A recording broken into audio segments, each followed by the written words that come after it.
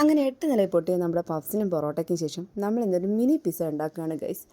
അപ്പോൾ നമ്മളിവിടെ ചിക്കനൊക്കെ വെക്കുന്ന സമയത്ത് എപ്പോഴും പിസ്സ ഉണ്ടാക്കുന്ന കാര്യം പ്ലാൻ ചെയ്യാറുണ്ട്, ബട്ട് നടക്കാറില്ല കേട്ടോ. അപ്പോൾ ഇത്തവണ എന്തായാലും അമ്പാടി നമ്മൾ വിടാനായിട്ട് ഒരു ഭാവമില്ല. രാവിലെ തൊട്ട് ആളിങ്ങനെ നമ്മുടെ പുറകെ നടക്കുന്നുണ്ടായിരുന്നു. അപ്പോൾ ഈവനിങ് വരെ അത്യാവശ്യം എനിക്ക് നല്ല വർക്ക് ഉണ്ടായിരുന്നു. ഒരു 6-7 കേക്കുകളുടെ വർക്കുള്ള ദിവസമായിരുന്നു.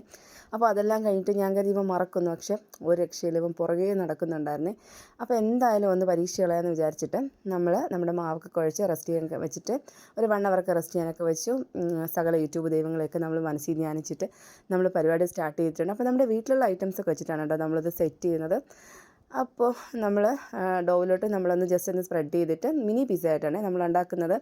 അതിലോട്ട് നമ്മുടെ ഇതിൻ്റെ പിസ്സയുടെ സോസൊന്നും നമ്മുടെ ഇല്ല കേട്ടോ. നമ്മളപ്പോൾ ടൊമാറ്റോ കെച്ചപ്പാണ് ജസ്റ്റ് ഒന്ന് സ്പ്രെഡ് ചെയ്ത് കൊടുക്കുന്നത്.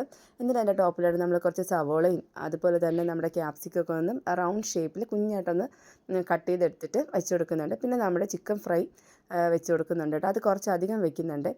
ഇതിങ്ങനെ ഉണ്ടാക്കി വെച്ച സമയത്ത് നമ്മുടെ ആ ഒരു ഫില്ലിങ് ഒത്തിരി ആയി പോയിട്ടുണ്ടായിരുന്നു. പിന്നെ കുഴപ്പമില്ല, അത്രയും ടേസ്റ്റി ആയിരിക്കും എന്നുള്ള ഒരു ധൈര്യത്തിന് നമ്മളതങ്ങ് ചെയ്തു കേട്ടോ. എന്നിട്ട് കുറച്ച് ബട്ടർ സ്പ്രെഡ് ചെയ്ത് കൊടുക്കുന്നുണ്ട്. എന്നിട്ട് ടോപ്പിലായിട്ട് നമ്മൾ ഇതുപോലെ ഒരു ചീസിൻ്റെ ഷീറ്റ് വെച്ച് കൊടുക്കുന്നുണ്ട്. അമ്പാടിയാണ് കേട്ടോ ഇത് ചെയ്യുന്നതും. അത് ചെയ്ത് കഴിഞ്ഞപ്പോൾ എന്തോ ഒരു സാറ്റിസ്ഫാക്ഷൻ അവനുണ്ടായിരുന്നേ. അപ്പോൾ നമ്മുടെ ഐറ്റംസ് എല്ലാം നമ്മൾ ടോപ്പിംഗ് ചെയ്തിട്ട് ഇനി നമ്മളിതൊന്ന് ബേക്ക് ചെയ്യാൻ പോവുകയാണ് കേട്ടോ. നമ്മുടെ അവനിലോട്ട് നമ്മളിത് ഒന്ന് വെച്ച് കൊടുക്കുവാണേ. 180 ഡിഗ്രിയിൽ ഞാനൊരു 20 മിനിറ്റ്സാണ് കേട്ടോ ഇത് ബേക്ക് ചെയ്തെടുത്തിട്ടുള്ളത്. നോക്കാം എന്താവും എന്നുള്ളത്. അപ്പോൾ 20 മിനിറ്റ്സ് കഴിഞ്ഞിട്ട് നമ്മുടെ ഫൈനൽ പ്രോഡക്റ്റ് എന്ന് പറയുന്നത് ഇതാണ് കേട്ടോ. കാണാനായിട്ട് വലിയ കുഴപ്പമൊന്നുമില്ല. നമ്മുടെ മണ്ണൊക്കെ അത്യാവശ്യം നല്ല സോഫ്റ്റ് ആയിരുന്നേ. ഇനി ഇത് കഴിഞ്ഞിട്ടാണ് പ്രധാന പരിപാടി. എപ്പോഴും ബേക്കിങ്ങിൻ്റെ ടൂൾസൊക്കെ വാങ്ങിയ കൂട്ടത്തിൽ ഞാൻ വാങ്ങിയ ഐറ്റമായിരുന്നു കേട്ടോ നമ്മുടെ ഈ ഒരു പിസ്സ കട്ടർ. ഇവന് ഇത് ഓവനിലോട്ട് വയ്ക്കുന്ന സമയം തുടങ്ങി ഈ പിസ്സ കട്ടറോട്ട് നടക്കുന്നുണ്ടായിരുന്നു, ഇതൊന്ന് കട്ട് ചെയ്ത് കാണാൻ വേണ്ടിയിട്ടേ.